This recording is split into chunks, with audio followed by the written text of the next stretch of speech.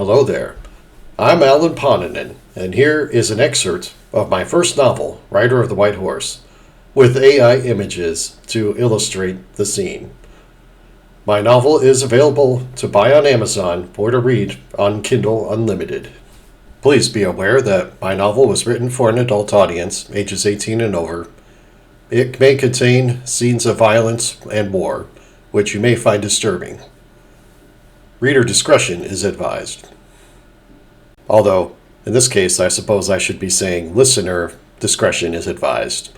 If you feel that this will be too much for you, please click away now.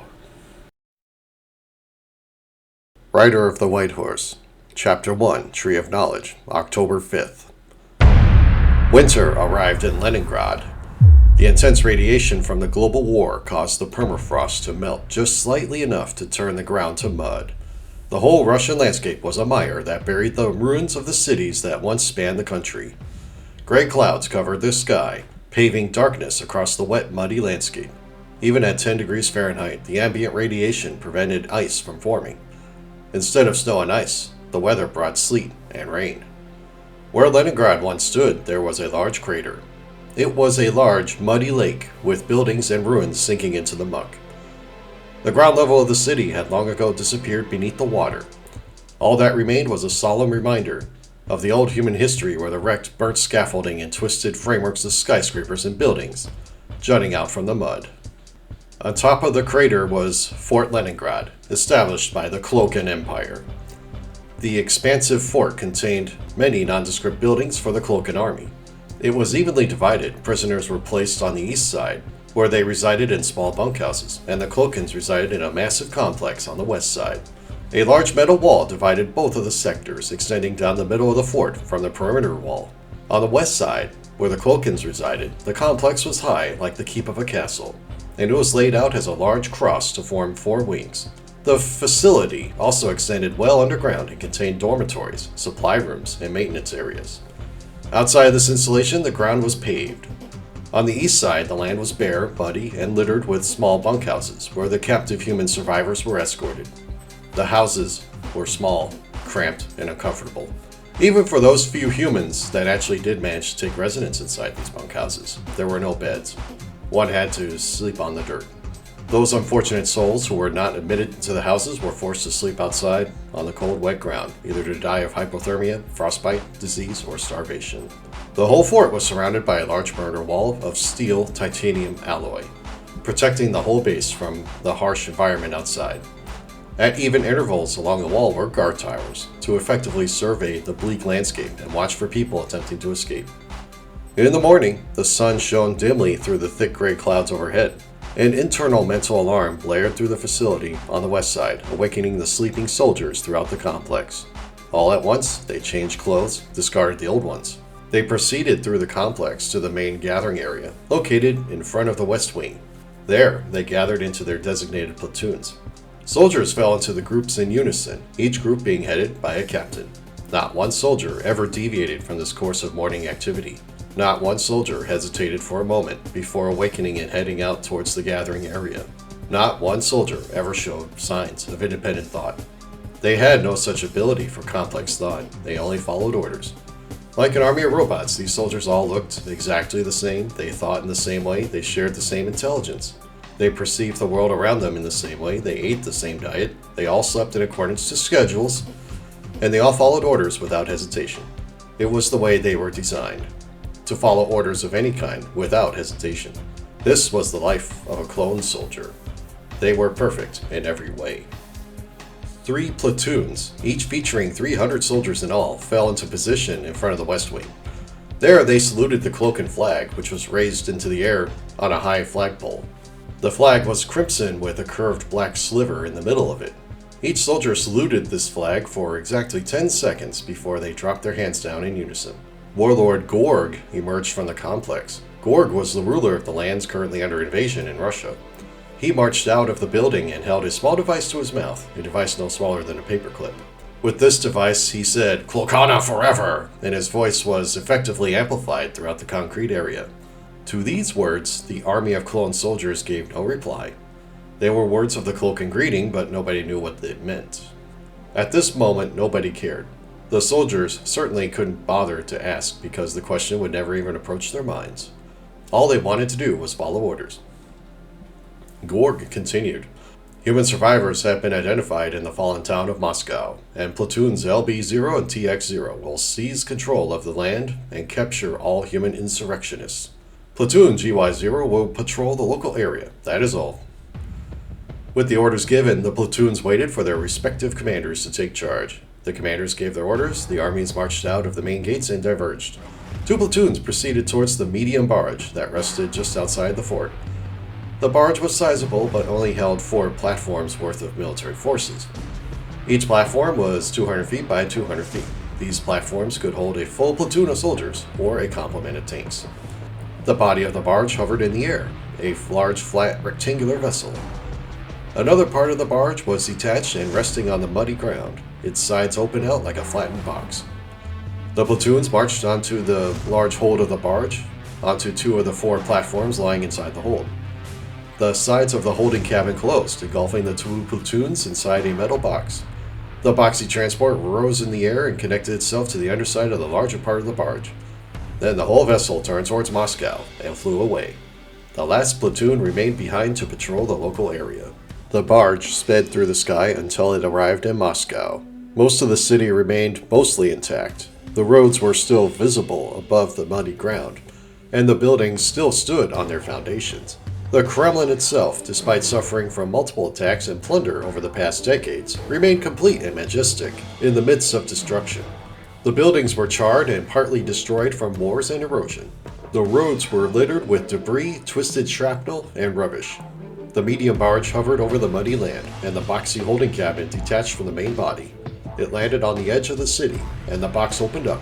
2 platforms emerged and floated out, carrying 2 platoons of soldiers, both of which were accompanied with a group of tanks. The platforms hovered away from the hold, and they floated apart from each other. Landing softly in the mud, the troops of genetic soldiers marched off the platforms, followed closely by the tanks. The troops approached the ruined city and suddenly halted. They allowed the tanks to approach the front lines, where they took position and powered their primary cannons. The tanks fired powerful laser beams at the city in an attempt to drive out hiding survivors. The lasers impacted various spots, hitting on buildings and causing small avalanches of debris and twisted metal girders. Other shots hit the burned roads, and the blast kicked up pieces of concrete in the air. After several minutes of artillery fire from the tanks, humans came out of the ruins. They were scraggly and dirty, for they had spent their lives drifting through abandoned or ruined cities looking for things to eat, places to sleep, and a path away from the Cloaken Army. Some humans were infected with disease. Their faces were red and sweaty, their noses dripped with snot and blood, and they usually were very easy targets. Most others were scrawny and scurvy, but they sometimes held impressive resistance. Compared to the massive and powerful Cloaken Army currently occupying Earth, the humans had no chance of surviving this episode of genocide. As the humans started to emerge from their hiding places, the Cloaken Army advanced towards the city and started their siege. Each soldier brandished their guns and started to fire into the city. The volley of laser fire was very thick, and anybody caught in the initial attack was immediately killed. Then the army entered the city itself. They diverged into separate squadrons that slipped into the streets of the fallen city, rooting through wreckage and debris on the streets and inspecting buildings. Seeing the approaching soldiers, many humans panicked and fled from their positions. Upon identifying fleeing humans, the soldiers shot them down with quick reaction time. No human had a chance to escape with their lives. Occasionally, humans did retaliate. A small group of young men jumped out and ambushed the squadron of soldiers with makeshift firebombs. They threw bottles of old liquor stuffed with burning rags at the soldiers. They exploded, spraying fire all over the unsuspecting Cloakens. The soldiers who were caught in the fire screamed eerily before they died. It was a minor victory for the humans. There was another group of humans rebelling against their oncoming fate. They were standing on the roof of a house, throwing stones, bricks, and wreckage at the soldiers.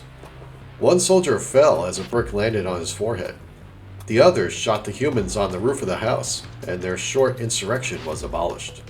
As the siege in Moscow came to a close, there was one soldier in particular whose genetically altered and twisted mind started to see what evil lurked in the Cloaken Army. This soldier, codenumbered LB-70214, was charging through a ruined building, hunting for humans. He held his gun steady as he walked through the building, which was dark and littered with debris and garbage. He noticed many artifacts left over from before the global wars, including computer terminals, calculators, and desk lamps. He guessed that the building was an office building, but he lacked the mental ability to speculate any further. He maneuvered through the damaged facility, scanning the area with his keen eyes. He spotted a couple of humans in the dark corner, one parent and a child curled up in a corner like animals. The soldier approached them and raised his gun to fire, but he hesitated. He noticed that the child was dead from the plague, and the parent, a mother, was weeping. She hardly even noticed that the soldier was there. She probably didn't even know that the whole city was under attack. Instead, she was weeping for the dead. The soldier was suddenly struck with an insight. This human did nothing to deserve to die.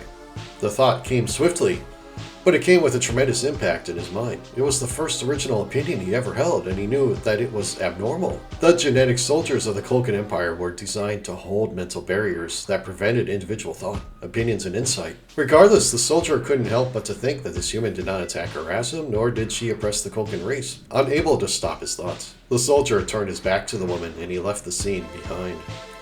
The soldiers of the Cloaken race were living in a sort of mental garden, where they lived in a world that held no morals.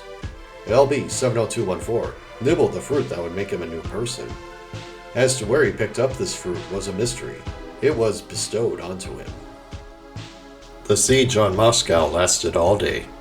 In the end, there were over 100 people dead and 1,050 people captured. Both the living and the dead were loaded onto the barge and taken to the fort.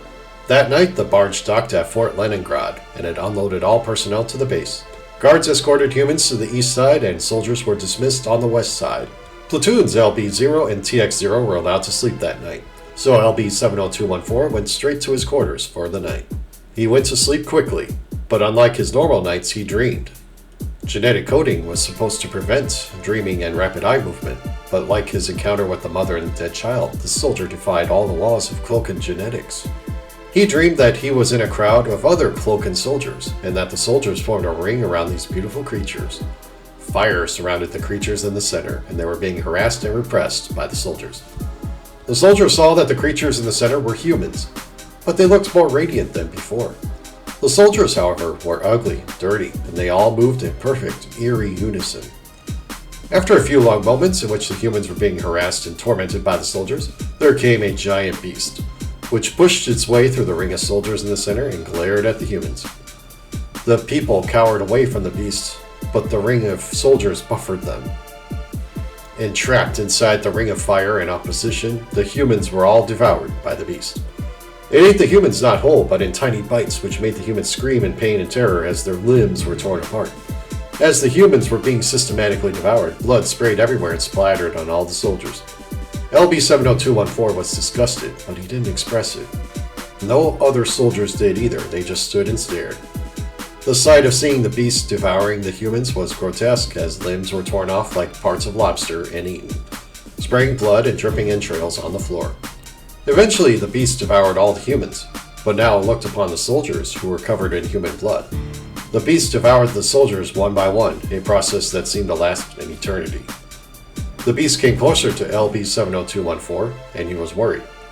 He was even sweating from the anxiety. The beast ate its way to the soldier, who trembled under its genocidal powers.